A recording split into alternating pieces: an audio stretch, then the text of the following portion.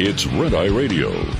Gary McNamara and Eric Harley talk about everything from politics to social issues and news of the day. Whether you're up late or you're just starting your day, welcome to the show. From the Uniden America Studios, this is Red Eye Radio. All across America and around the planet, we are Red Eye Radio. Good morning. Thank you for being here. Thank you. All right. We need to get to the important news. The World Health Organization says it's time to really hike the taxes on alcohol and sugary drinks.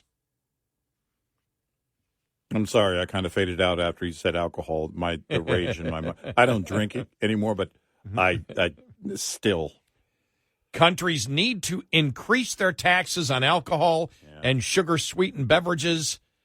The World Health Organization said on Tuesday, saying too few states were using tax to incentivize healthier behaviors.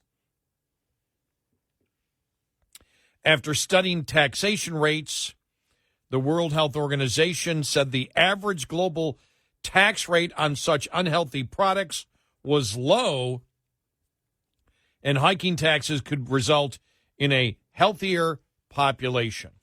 Sure it can. No, it won't. This is a revenue builder because they know people love alcohol and sugary drinks.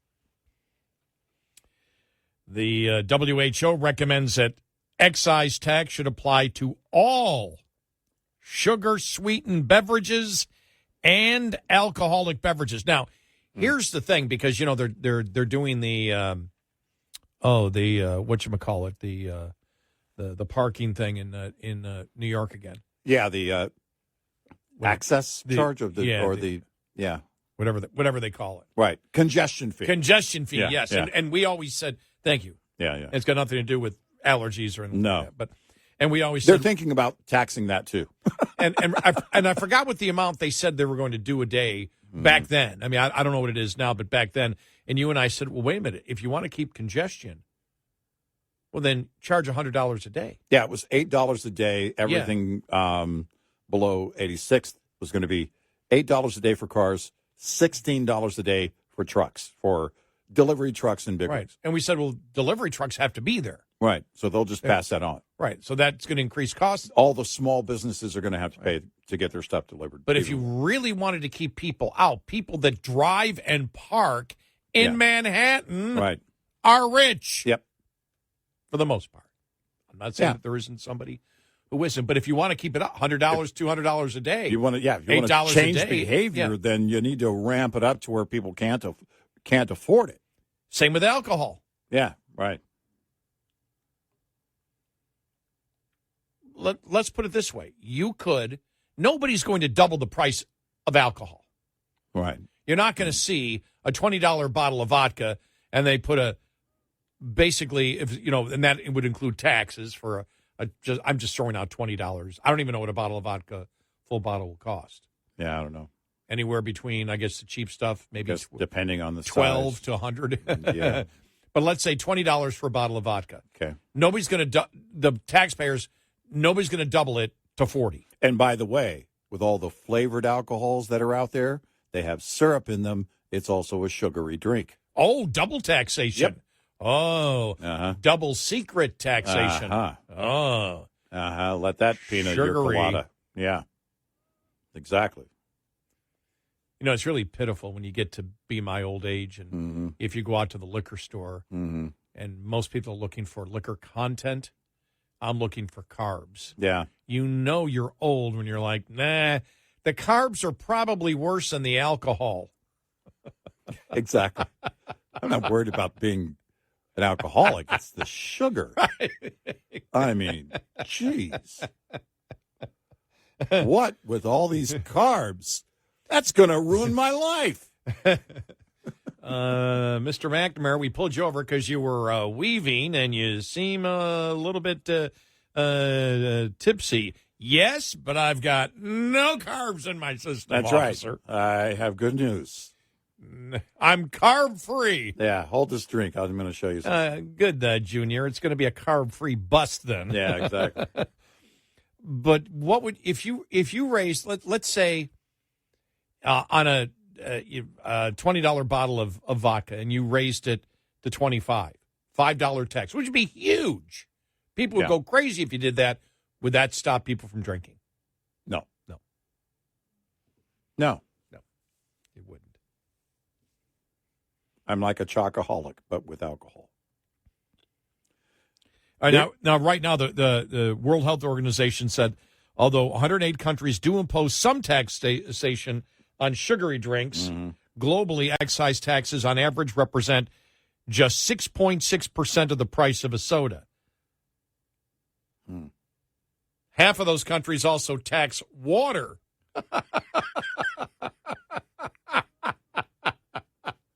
What about breathing? Have they gotten to that point yet?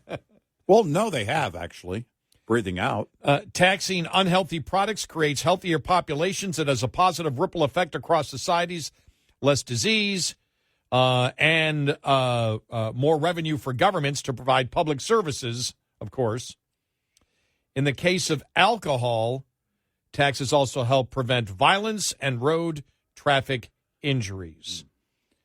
Let me see here. Globally, on average, the excise tax for the price of most sold brand of beer, the most sold brand of beer was 17.2%. While the most sold brand of spirits, 26.5% is the taxes on that, the highest tax the organization claimed. They don't say what they would raise it to, though. You just don't say raise it. You got to say, you've got to give the number so then that can be analyzed to see whether people would really stop drinking. Now, the other thing is this. In a free society, is it government's role to provide you, because you have health departments, with information as to what is healthy or not? Or is it government's role to take more of your property if you buy something that some people might abuse, but they take much more of your property to get you and maybe even others who abuse it to stop? Is it government's role to take your property to change behavior in a free society? Well, if they really wanted to ramp it up, think about it. The answer is no. But if you think about it, there's a couple of points here. If you really want to change the behavior, then make it illegal. Oh, we've done that. How did that work? Not well. Okay. Then you think about, these liberals who, want to control every stinking aspect of your life. They forget themselves. They forget what communism brought about, and that was free vodka. Free vodka. Now, it wasn't really free because you had to hand in, your liberty, which you didn't really ever have. You didn't get a freedom card. There wasn't that freedom card that we like so much. You would get what the government said you need, and apparently you needed vodka. So these liberals who are calling for greater taxes on alcohol need to rethink that, because even communists believe you need more alcohol. Well, I fixed it. Let's get right down to it. All right. If you doubled the price of alcohol, tripled the price of alcohol, who would it affect the most? The poor and the middle class. We elite. Oh, no, I just labeled myself. Yeah. Just for the sake of the discussion, though. We elite could still gather in our high-rise condos with other cocktail socialists and talk about how we can handle the alcohol and the peons cannot. Yeah.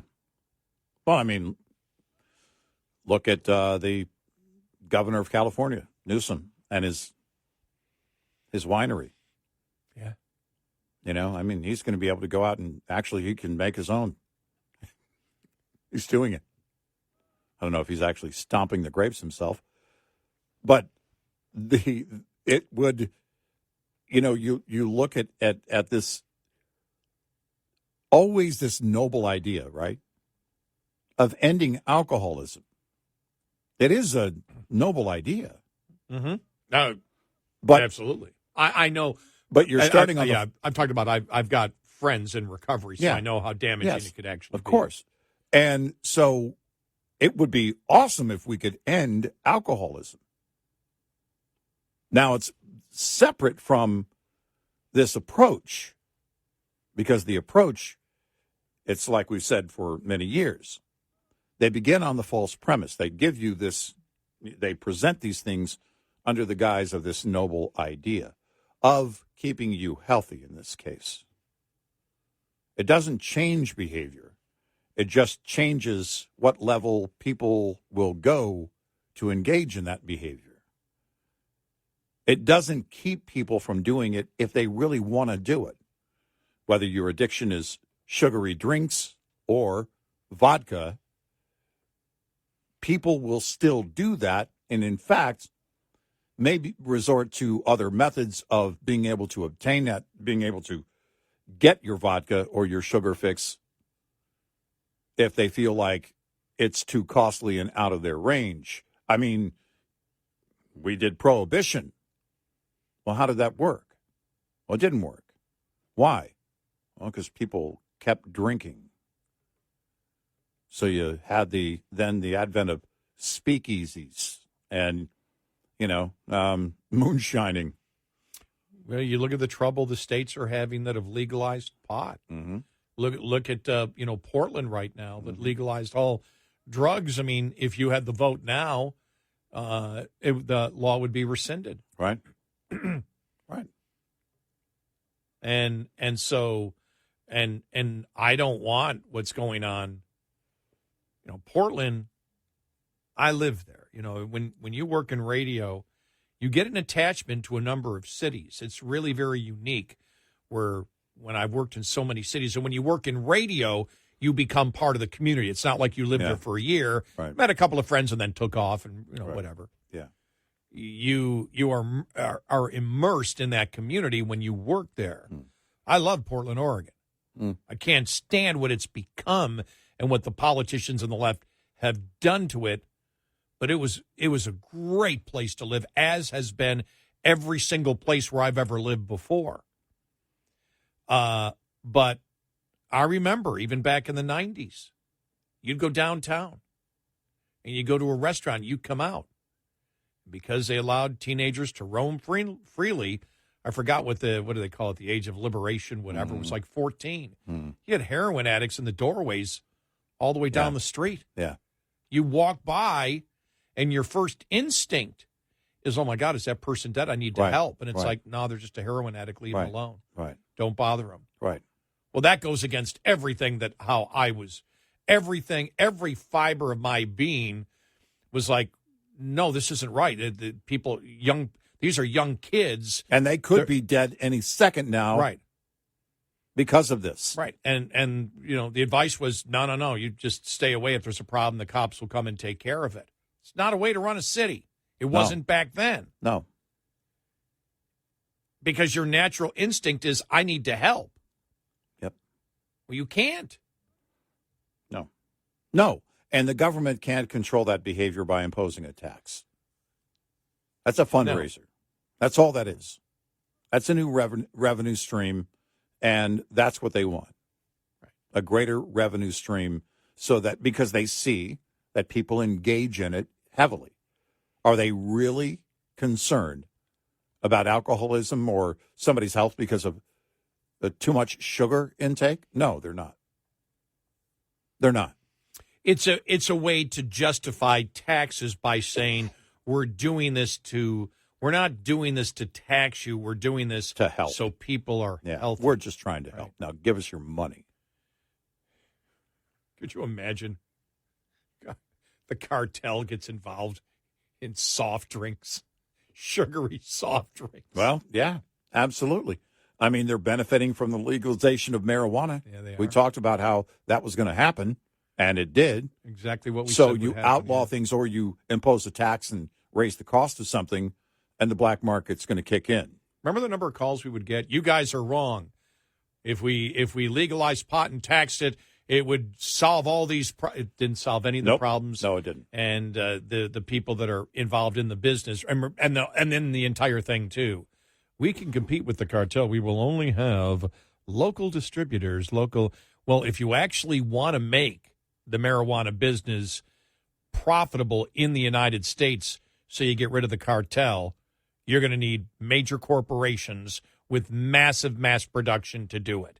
And you're going to have to lower the cost of government on that. With the cost of government, too. Right, Yep. right. On both Yeah. ends Yep. is what you have to do. Yep. It's exactly the opposite of what they did.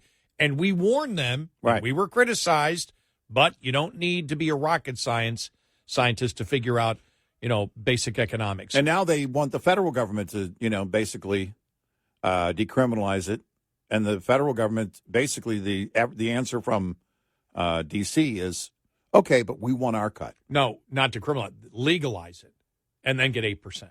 Yeah, fully on legalization. But ultimately, 8%. the tax is going to be another 8%. 8% is the what federal government's tax. looking at, right. Which is going to happen. There's no way that they're going to act on this in Congress and not attach a significant tax to it. 866-90 Red Eye. This morning's USDA Farm Report is brought to you by Howes Products. Tested, trusted, guaranteed since 1920. With the nation now in meteorological winter. So far, very early in this winter season, we have mostly good news in the sense that cold air is pretty much absent from this side of the globe. The cold air at this time is mostly on the other side of the globe across northern Russia, for example. Examples of this mild winter, according to USDA meteorologist Brad Rippey. Seeing some record-setting high temperatures in the northwest and across the northern high plains. And other than a cold front moving into the latter part of the week in parts of the Midwest and Northeast, temperatures should remain near or above normal for the next few days. Then as we get to the end of the week and beyond, we'll see some modestly colder air moving into the west. Some of that cooler air will eventually reach the nation's midsection. But this is nothing unusual for this time of year when we normally see high temperatures across the north in the 20s. And then as you move to the south, temperatures oftentimes typically in the 60s or 70s. I'm Rod Bain reporting for the U.S. Department of Agriculture in Washington, D.C. This report brought to you by Cenex Fuels and Lubes. Get in touch with Red Eye Radio, toll free at 866-90 Red Eye.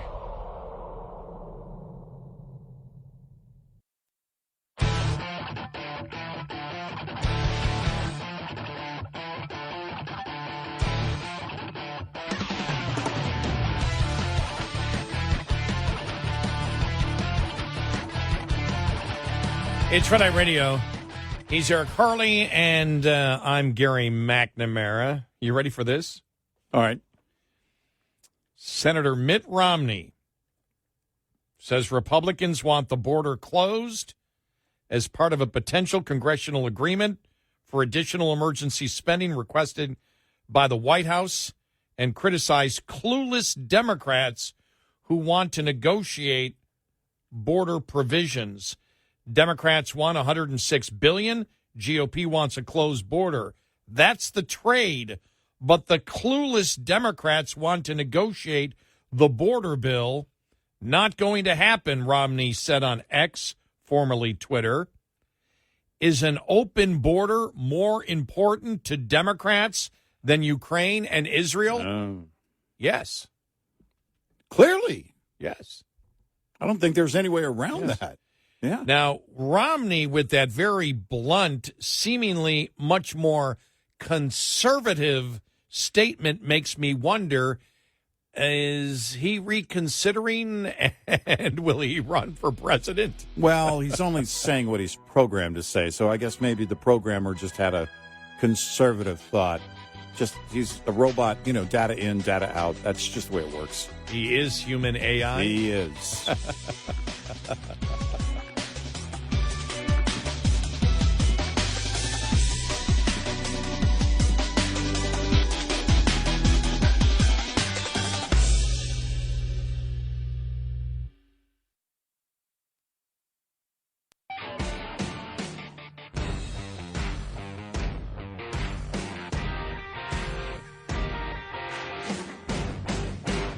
You're listening to Red Eye Radio. from the Uniden America Studios. And he is Eric Hurley, and I'm Gary McNamara. Uh-huh. I just thought that was really interesting the way that Romney put it. Because if you're going to frame something to win it politically, to get the border, to get actually, and I don't know how you do it. You know, are the Republicans setting their own trap? You can allocate the money, and say that you must do this, but you would have to have a law that is so specific to closing down the border that Biden couldn't worm around it. And I don't know what you have to do in order to get that. But the fact that Romney phrased it the way that he did had to horrify Democrats when he said, is an open border more important to Democrats than Ukraine and Israel? Because that's what it comes down to. They claim we care about Israel. Okay, all the Republicans are asking you to do is close the border. That's with all these pictures, especially in Arizona yesterday. Right. The Arizona, what was it, 11,500 people tried to cross at that one sector in one day. Yeah. And then you see the stream of them coming in, and it's on the nightly news, and you're like, my God. And then there's Romney out there who's viewed as a moderate to, not us, but many people out there, he's viewed as a moderate, saying the Democrats value open borders more than they do than helping Ukraine and Israel. Yeah. And you can't debate. How do you debate? No, we're not. No, I mean, that's what it comes down to. Because if politically the left wants to help Ukraine, I mean, politically you should be doing your number one job, and that's protecting this nation, national defense, which starts with the border. And they clearly choose an open border over helping Ukraine or Israel. We should be helping our ally. Israel should be getting our help. Nope, not if it means we have to close the border. Yeah. It's exactly where the left is today. But quite frankly, politically, I don't think the left is really concerned about helping Israel at all. I agree. I mean, I'm telling you, we played the audio cut earlier. You can listen to our podcast later on. But the three Ivy League presidents from Penn, MIT, and Harvard. I mean, that was just mind-boggling how they couldn't even say that our code of conduct prohibits saying genocide. It all depends. Genocide for Jews. Yeah. And it's like, well, it depends on the context. It's not in the code of conduct if they say that, only if they act upon it. Yeah. To which Elise Stefanik, you mean they've got to commit a genocide? Right. What? Right. I mean, it was horrible. Almost as horrible. Did you see the story about Randy Weingarten from the teachers union? Oh my gosh. The story in the New York Post, the opinion piece. Randy Weingarten lies again and again and again about closing schools during COVID. The results from the latest international assessment show a 13-point drop in U.S. math scores from 2018 to 2022, and the president of the second-largest teachers union is using it as another opportunity to gaslight the public about her role in COVID-era school closures. Randy Weingarten, American Federation of Teachers president, took to X to repeat the lie the teachers unions worked hard to reopen U.S. schools for safe in-person learning beginning back in April of 2020. You cannot gaslight more. I thought nobody could beat Karine Jean-Pierre. Wrong. Weingarten turned off comments on her post to attempt to avoid public backlash. In other words, she closed her replies like she closed the schools. Her attempt to avoid public accountability didn't work, however. The same day, X users, Twitter, slapped a community note fact-checked on her post, calling her out on her revisionist history. Her union threatened safety strikes in 2020. Yeah. And successfully lobbied the Centers for Disease Control and Prevention to make it more difficult to reopen schools in person. Right. The union's lobbying worked in at least 2 instances. The union's suggestions made it into the CDC guidance nearly verbatim. The CDC wasn't following the science. It was following the political science. Yeah. I'm using that one from now on. I like that one. Yeah. I'm stealing that from the author of this op-ed piece, Corey DeAngelis. Corey, we're stealing that from you. All right. I like that. We're following the political science. No, you're following the political science. Exactly. I like that. Weingarten called Trump's plan to reopen schools in 2020 reckless, callous, and cruel.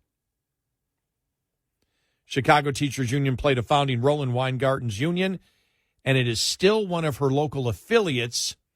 CTU deleted a post claiming the push to reopen schools is rooted in sexism, racism, and misogyny. And one of its board members was caught vacationing in Puerto Rico in person while it was still railing against going back to work in person. The fear-mongering knew no bounds. CTU shared an interpretive dance video protesting reopening schools. In 2021, CTU used COVID-19 as an excuse to strike again in 2022. In places like union-controlled Chicago, 2 weeks to slow the spread turned into 2 years to flatten a generation. Another local affiliate of Weingarten's AFT, United Teachers of Los Angeles, included ridiculous political demands that had nothing to do with safety in its report on reopening schools. Its report on reopening schools called for Medicare for all, wealth taxes, and charter school bans. Similarly, on 2 occasions, about a dozen teachers' unions joined coalitions, including the Democrat Socialists of America, to demand safe schools by holding national days of resistance. Including in their list of demands were more federal funding, police-free schools, rent cancellation, and a ban on new charter schools. My groundbreaking peer-reviewed study on the topic, co-authored with Christos Makridis, found that school districts and locations with stronger teacher unions were less likely to reopen in person even after we controlled for differences in local demographic characteristics like COVID risks, politics, household income, and population. As we concluded, our findings that school closures are uncorrelated with the actual incidence of the virus, but are rather strongly associated with unionization, implies the decision to close the schools has been a political, not scientific decision. Since our 2020 study, at least 7 other rigorous evaluations have found the same relationship: strong teacher unions associated with less school reopening in the COVID area. If Randi Weingarten was fighting so hard to reopen schools, then why were they closed for so long while union-free private schools were open from the get-go? The truth is, power-hungry teachers' unions held children's education hostage to secure multiple multi-billion-dollar ransoms from taxpayers. About $190 billion in so-called COVID relief was allocated to K-12 education after March of 2020. The good news is parents have woken up. The unintended benefit of remote learning, which should have just been called remotely learning because not a lot of learning was going on, was families who were able to see what was going on in the classroom, as you always pointed out. Right. Parents started to see another dimension of school quality that arguably is more important than anything that can be captured by a standardized test. You know, what was interesting during that time and those parents learning that over the years we talked about how school choice was a big thing with a growing number of families. But I think, and I don't know if it's been measured, we certainly saw a greater awareness by families who weren't as involved in that whole, I guess, era of this growing support for school choice. If you weren't part of it then, you had to certainly at least consider it when you're sitting there in the virtual classroom and hearing things that are going on, thinking, wow. I think it was a wake-up call for a ton of parents. And Weingarten, and they walk through the world like the internet doesn't exist. Like it's not so simple to fact check. I know. And she continues to lie and lie and lie and lie. But as he writes here, and he helped write that one study, Corey is a senior fellow with the American Federation for Children and a visiting fellow at Stanford University's Hoover Institution. He said, I would call on her to resign for her crimes against children and their families, but by overplaying her hand, Randi Weingarten has inadvertently done more to advance school choice than anyone could have ever imagined. Well, I mean, and that's it. Because you saw the agenda at work. You saw it. And if anybody, and pretty much everybody at least had some knowledge of it. I don't want to say everybody was paying full attention to it, but if you were a parent, your kid's virtual classroom experience and also closing down schools or reopening schools, that was part of a discussion that you had with others to some extent during that period. And Weingarten is one of those who just, it was about agenda, clearly about agenda, and they were using the, we're going to steal it from Corey, political science to further their agenda. Your kids be damned. They don't care anything about your kids. They didn't care about the kids. Never did. Nope. It's about the union. Yep. 866-90-RED-EYE. We'll be right back with more Red Eye Radio with Eric Harley and Gary McNamara.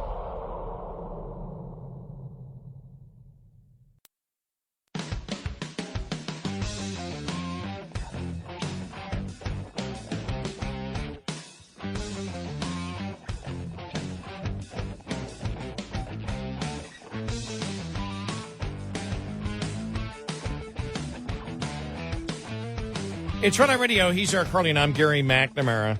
You saw what was released yesterday. Now, I don't know if this was a part of the whistleblowers. It seemed like it was, but they didn't specifically. They mentioned the whistleblowers, but didn't say it went from the testimony from yesterday. So I'm not going to make any assumptions, but the whistleblowers provided them the basically the number. There's like, I think, over 300 or 400 emails that Joe Biden used an alias on to talk to the business partners of Hunter. Right. Did you read Andrew McCarthy's column that the Republicans are going about it the wrong way? I did not see that. Yeah, that they're focusing on Joe Biden getting money. That's not the point you focus on. You focus on the entire enterprise. And, because it doesn't matter whether the money went to Joe or went to his family. And it's like they're making such an emphasis on it, and the arguments being done. The money being that the loans and everything else. I don't think it's fatal the way they've done it because you can still encompass everything in it. I think you can do both. And you brought it up. You said, look, even if there's not a connection, a direct connection with the, the money going to Joe, enriching his family is still part of it, is a big part of it. To that extent, we agree with Andrew McCarthy. But the fact is, I think you can demonstrate both because what the GOP has done is taken away this whole, and that was done earlier, but they've taken away that, the goalpost has moved so many times, but that debate about whether or not he even knew about his son's business, where it started, to then it was just a loan, and that's where they are now. Well, all of this, it is, I think, important to demonstrate the entire flow of money, whether it's just to his family or to Joe. I don't think they're focusing on one or the other. That just happens to be where they are right now. I think they've done both to some extent. And I think one of the things they should mock is where the Democrats' fallback position is now. Yeah. Where what the Democrats are implying is everybody in the Biden family was corrupt. Yeah, right. Everybody was making money off Joe, and Joe didn't know it. Right. Yeah. Because when they say, well, where were they why was Hunter getting the money and giving it to his family? What was the money for? What service was he in? Right. Selling influence to his father, whether he got it or not, that's what they were doing. Mm-hmm. So was the entire Biden family using Joe Biden, that they're all corrupt and Joe is the only clueless one? Right. You might be able to sell that. Well, Not trying. to me. Not to me. They're but- trying. Yeah.